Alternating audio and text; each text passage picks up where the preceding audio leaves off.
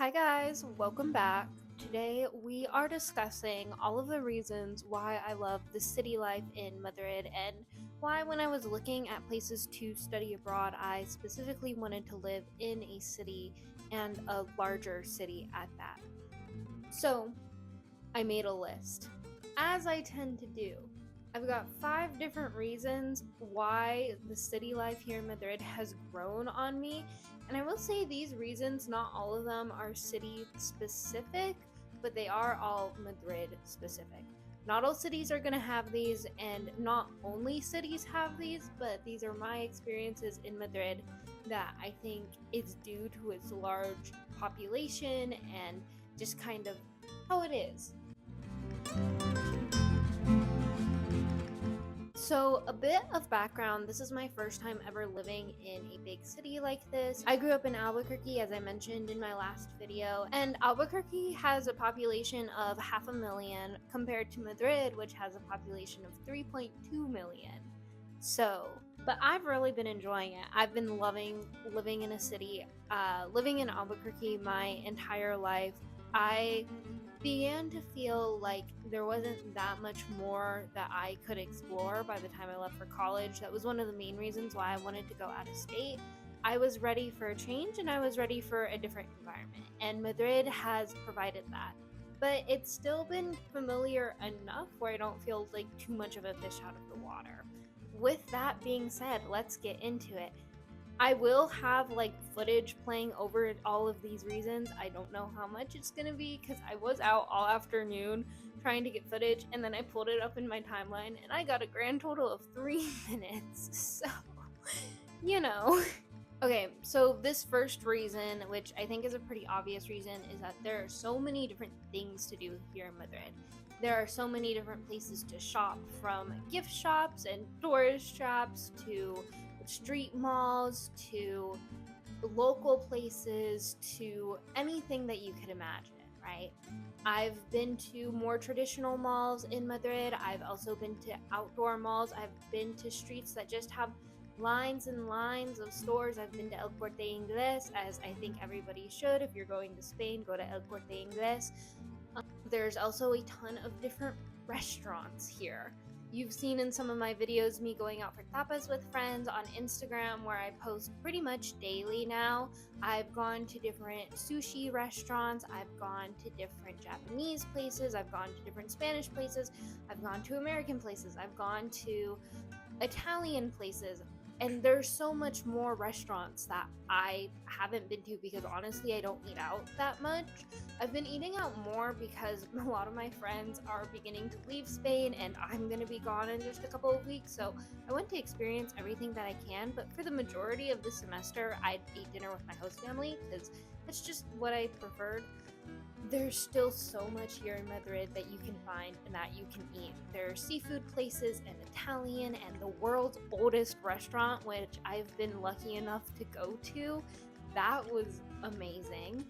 And shops and restaurants aren't the only option. There's tons of third places in Madrid.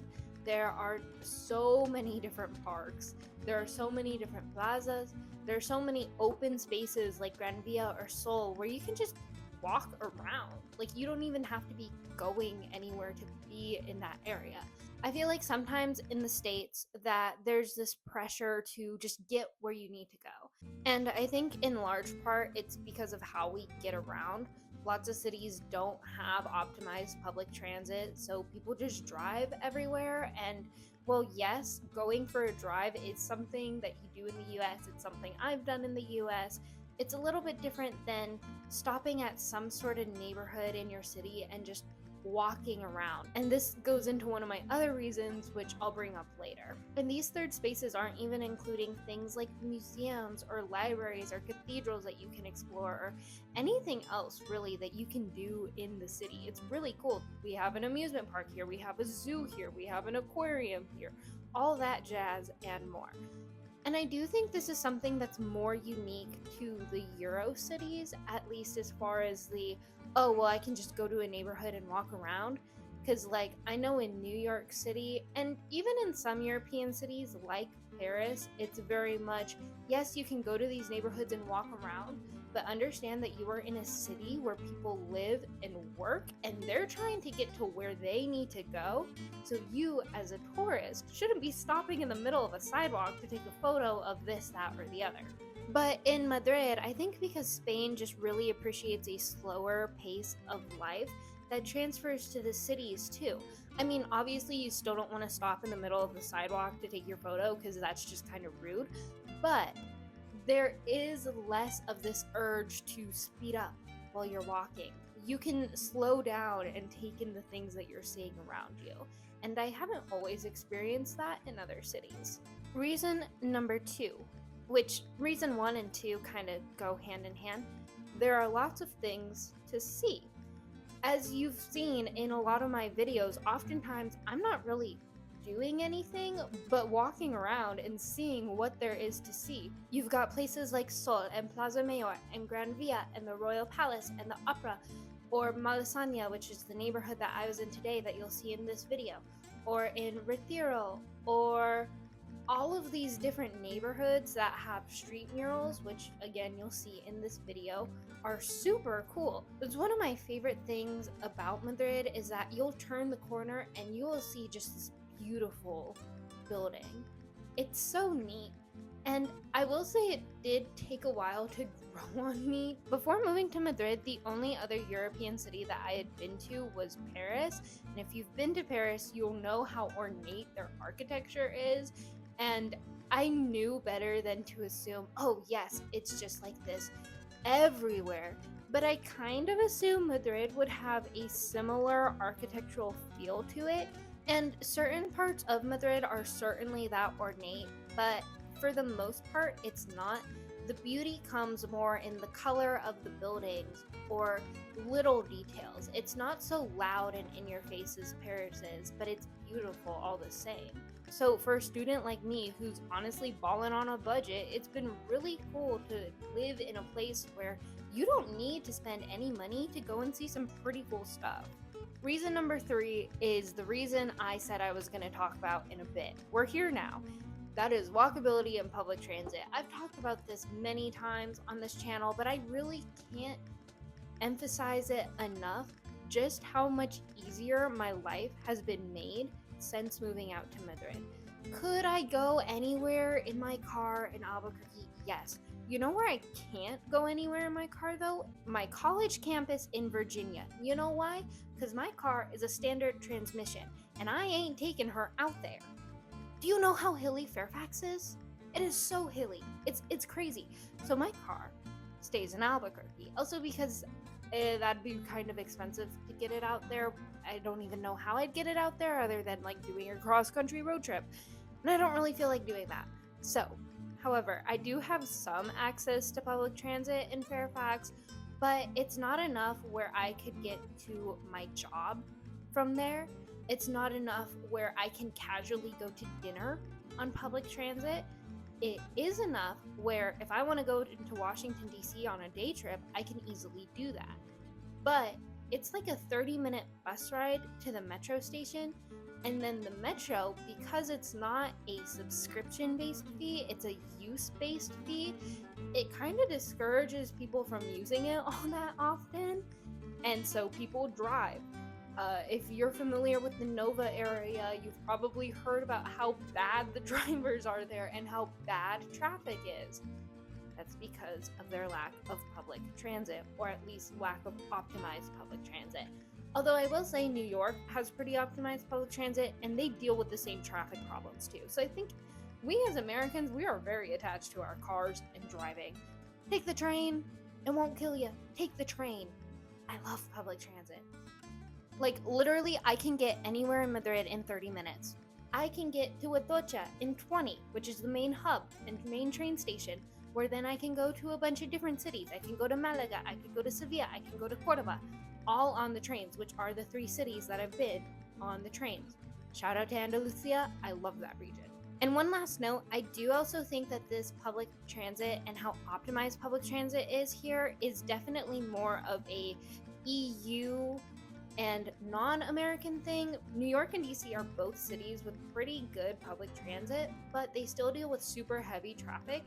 And that's not even considering cities like Detroit, LA, San Francisco, other really big cities in the US that don't have public transit systems, pretty much at all. Or at least I've never met somebody who gets around in LA only on public transit. Normally they have a car, which is part of the reason why LA traffic is so bad. Versus I do know people in New York who didn't have a car while living there and just used the metro. Or I guess technically it's the subway. Reason number 4 is the vast amount of neighborhoods that are in Madrid and how they all have a different vibe and feel. I was in Malasaña today, which is very, very pretty. It's got a lot of neat little shops and restaurants and art and just things to do. La Latina is pretty similar to that. It's got a lot of murals as well. It's gorgeous. Sol and Gran Via are busier. They're a little bit more touristy, but they also have really rich history associated with them. Where I live is more in the Atocha Retiro area, and this is more calmer. It's more subdued.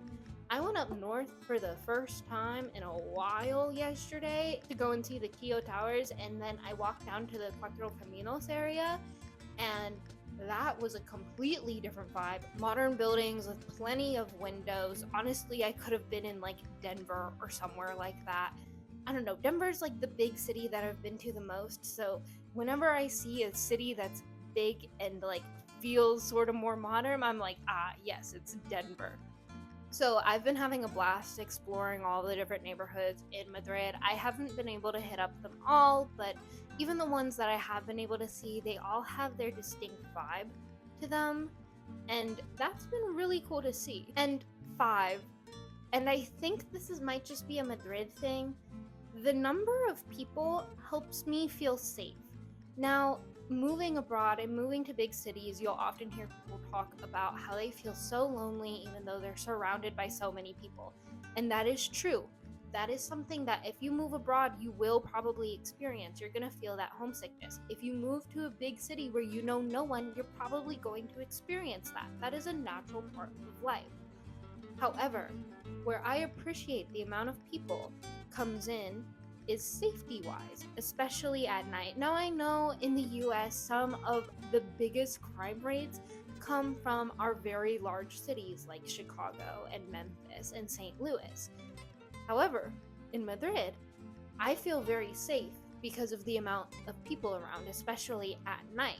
It's kind of hard to feel like you're somewhere where you're not supposed to be when there's hundreds of other people around you enjoying themselves, having a good time out with their friends and their family. It just helps me feel a little bit safer, the fact that I'm not alone, and if something horrible were to happen, and I hate to get dark, but you know, if I screamed for help, people would hear me, and that is a very nice assurance. Also, Madrid makes for great people watching. I love people watching. All the people walking their dogs, because dogs here often aren't walked on a leash. It's so much fun because I like seeing if the dogs like match with their owners. It's great. It's great. So yeah, those are the 5 reasons why I really love the city, why I love city life here in Madrid. And this makes reason number 9 of why I moved to Madrid, which makes next week's video our last video while I'm here in Spain. I leave for Paris tomorrow, which is why I'm filming this in advance. And by the time I get back, it will be less than a week before I move back to the US. I will save more introspection for next week's video. There will probably be some tears, so I apologize. But thank you all for the support. I hope you enjoyed this one. If you did, be sure to like and subscribe. That's all I've got for you today. Thank you so much for watching. I'll see you next week.